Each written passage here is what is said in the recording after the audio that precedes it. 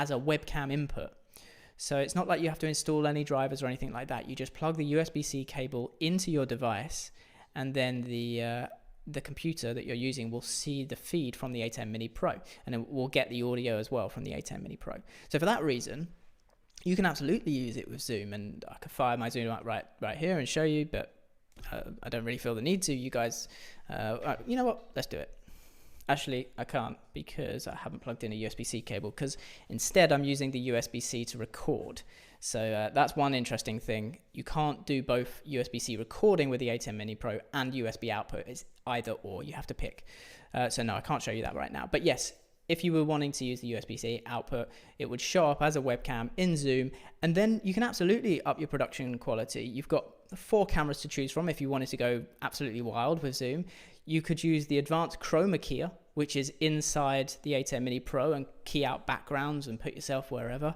And so that is one very easy way to up the quality of your Zooms, especially as you're not going to be using a 720p MacBook webcam, for example. You're going to be using a 1080p DSLR quality, so that's already going to improve the look and feel of your Zoom calls. The other part of your question was, can this device completely eliminate the need for a dedicated computer to manage and render the stream? Yes, because it has the internal hardware encoder, or the live streaming engine, I think Blackmagic call it. So I'm not going to say you don't need a computer at all to use this thing, because of course there's some parts that you have to set up inside the A10 Mini software control. So you need to like put in your stream key and things like that. But once you've done that, you just hit one button that says on air, and that's doing all the work.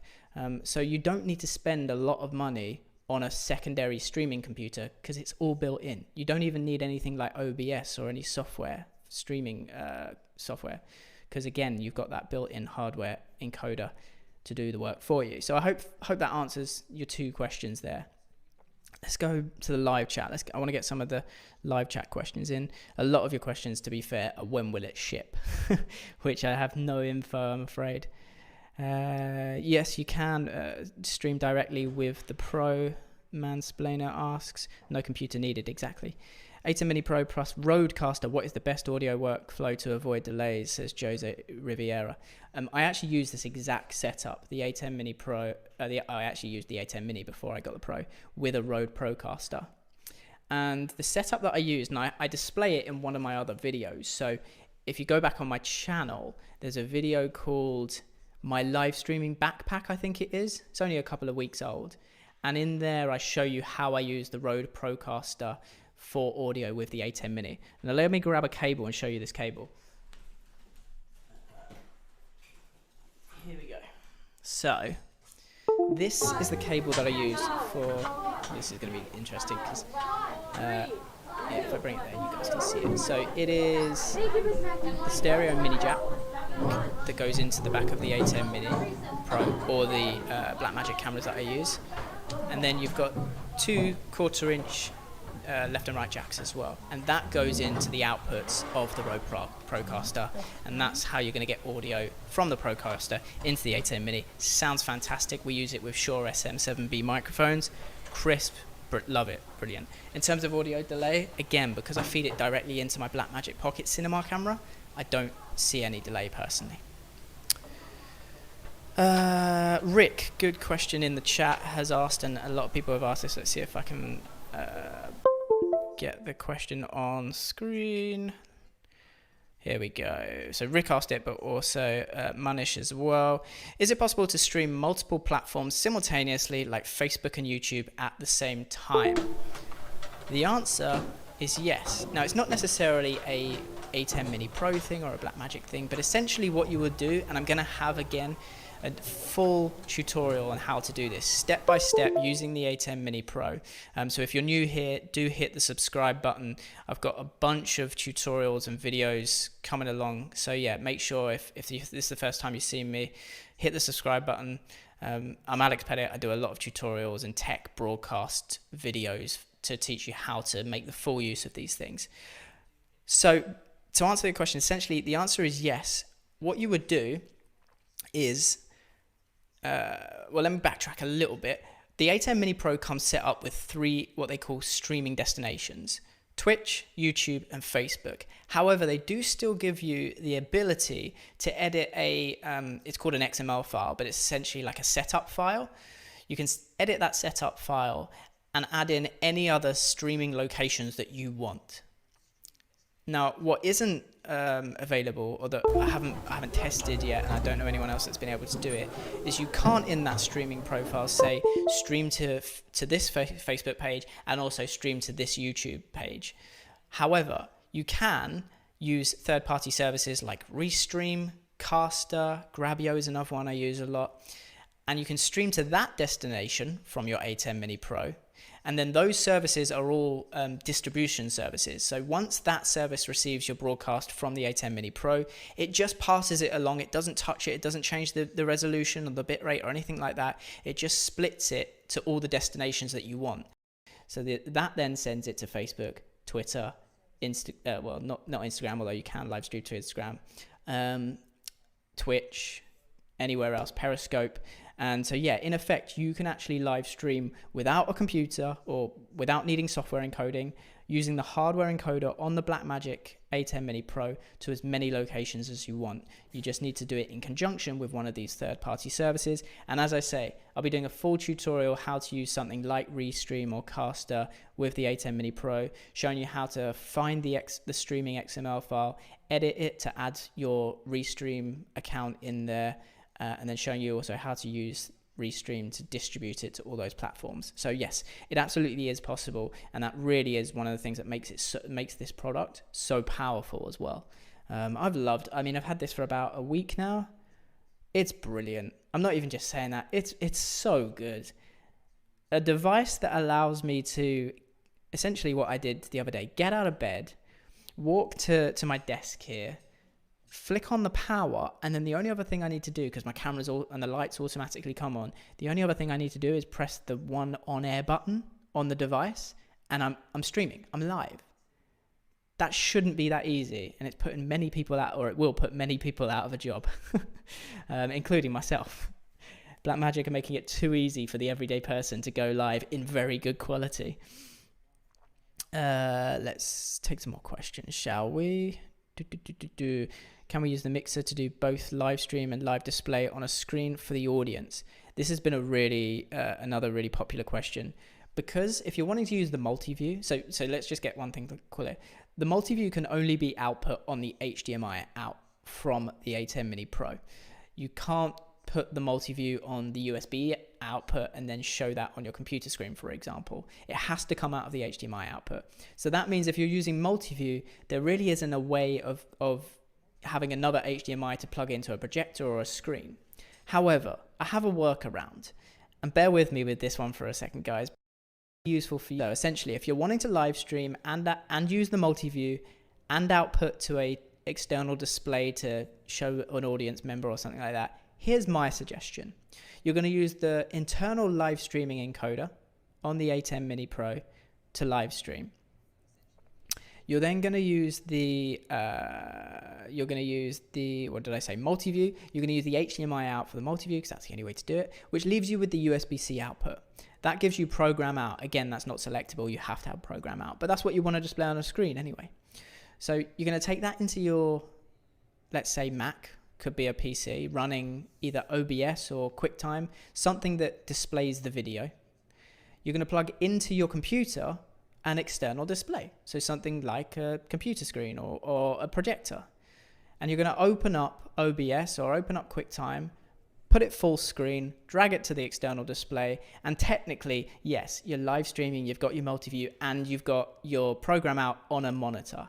Now, I'm by no means recommending this or saying that this is a good way to do it in a professional level, but it solves a problem that a lot of people have asked. So give it a go.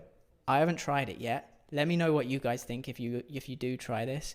If you're using QuickTime, it's fine. You just open up the feed and make it full screen. If you're using OBS, you can right-click on the program output and say output to this screen or output to this window.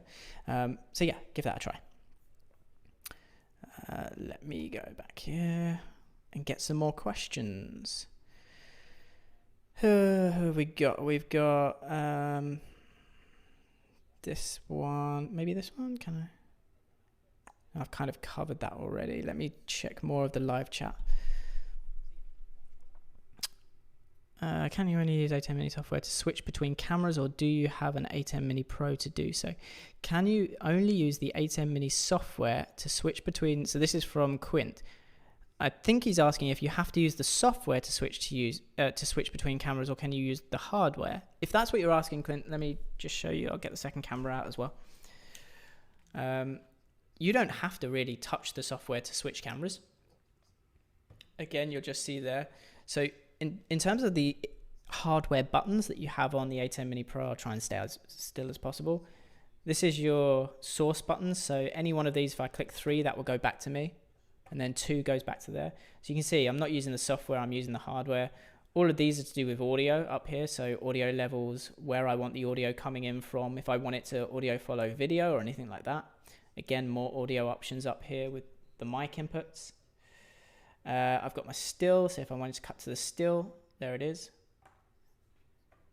And on this side, this is really the new side. This is where I'm choosing what I want displayed on my screen. So you can see I've got multi-view at the moment, and I'm seeing my multi-view. But if I wanted to see program on that big screen, there we go. Oh, that's a bit trippy, but you can check out that little monitor. It makes more sense. So again, multi-view there. Or if I want to view any of the sources, I could go to number 2 here. I'm not sure. It's a bit confusing actually as to whether you guys are seeing it or not. But yeah, you can see it changing. I've got my sources 2, 3, 4 there, multi-view program. Number 1 is just blank because that is what I'm using for graphics at the moment. So yeah, you can definitely use the hardware buttons. Of course, the other new buttons are up here. And these are, you can see we're on air right now. If I click that, I wouldn't be on air anymore. And then I've got the record and the stop buttons as well here. So yeah, you can use that. Ooh, I can see where, this is interesting. So my internet speed, I'll just bring this back up. One of the things about the new A10 Mini Pro is it has a cache. So I can see it's starting to use more of my cache because my internet speed dropped earlier. So what I may do is drop that streaming profile down so that it's not using as much. So that's really interesting. This new screen allows you to monitor how your stream health is doing, and I can see it's using 79% of the cache. So I might have to drop the, yeah, it's going up. So I'll drop the streaming profile a little bit. Because we don't want to do it. So the stream will just cut out for a second while I do this, and that's no problem, but I'll be back. I just need to change the streaming profile to make it use a lower one. So we can just go off air for a second.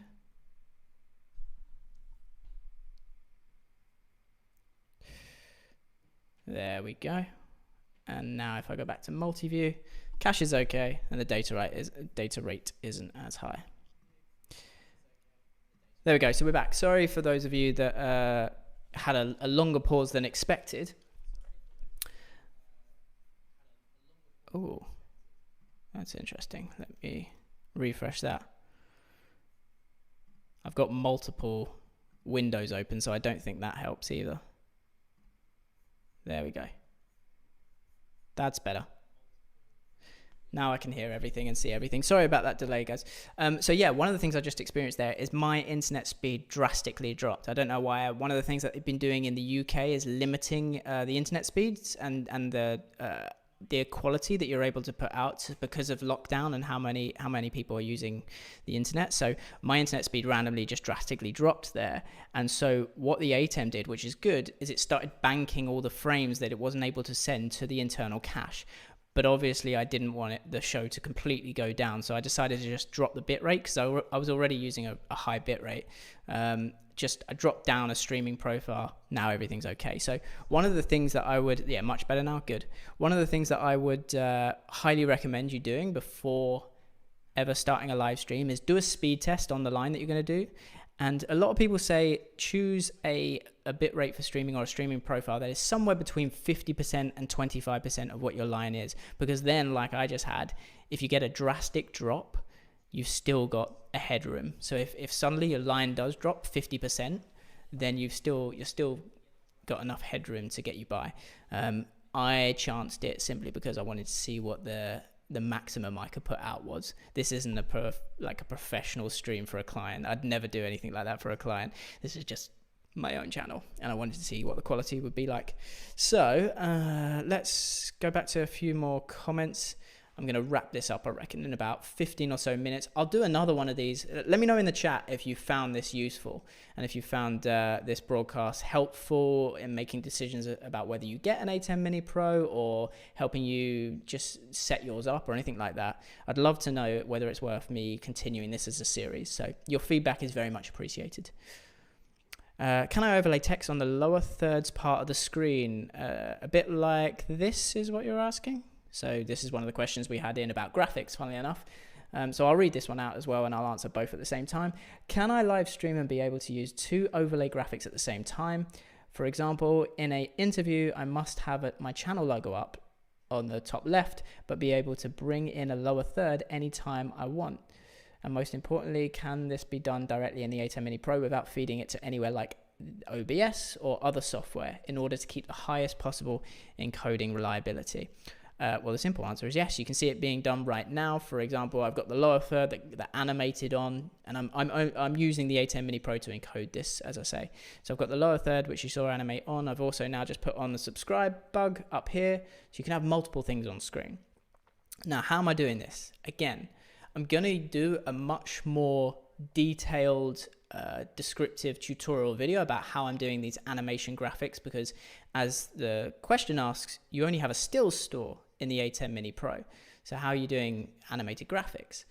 I'm using essentially a third-party graphics package and bringing that in through one of the HDMIs, and then I'm keying it out there because the A10 Mini Pro doesn't have like a key and a fill, so you can't do that. So what I'm essentially doing is there's 2 ways of doing it. You can use the chroma keyer or the luma keyer to key out the background and keep in the stuff you want. And that's how I'm doing it. And this allows me to have so much flexibility with graphics, and not just static graphics like bugs, like you said, you wanted your company logo in the top corner. But as you can see, bringing stuff on, animated graphics, I can do countdowns and stuff like that. I'm gonna, as I say, make sure you subscribe, because I am gonna do a much more detailed video about what graphics package I'm using, because I believe it's still free. And it's a really powerful graphics package in the cloud as well. So one of the cool things, right, it doesn't matter where I am in the world. I've got a computer here. I can bring on a graphic on this computer. This is the one that talks. And you saw I didn't actually bring the graphic off and then back in. It just updated because I chose a different comment. So I can bring the graphic on this computer and then switch to this computer because it's all happening in the cloud, and do this question here from Kuma. Is this enough for cricket live streaming? Can we run cricket scores through the device? Again, another kind of graphics question using this graphics package. I can do scoreboards, and I can even link it to update in real time without me having to do anything. So it can just pull the data from external APIs. We're getting really technical now, but it could, if we wanted to, pull the data from external APIs and then automatically update the scores without you having to touch anything. So yeah, really cool stuff. And again, this is all using the A10 Mini Pro and then adding on third-party things to make a workflow that is very powerful for such a low price. I mean, this thing costs $500 or something. Okay, a few more questions. I mean, overlaying text, like putting lyrics on church. Yep, you could do stuff like that. Who is that from? Randrev, I think it was, or Randev. My eyes are going, guys. It's not good. Gary sounds like, yep. So there's software like Title Live and things like that. As I say, this one's in the cloud. I'll be doing a full video on it. So you guys, don't worry. I'm not going to keep any secrets. You guys will know. Can you use XLR microphones? If you go into a mixer, so if you go into an external audio mixer and then out from the mixer to into your camera or into the A10 Mini Pro, yeah, you can use whatever microphones you want. Can you use your second camera and show us the screen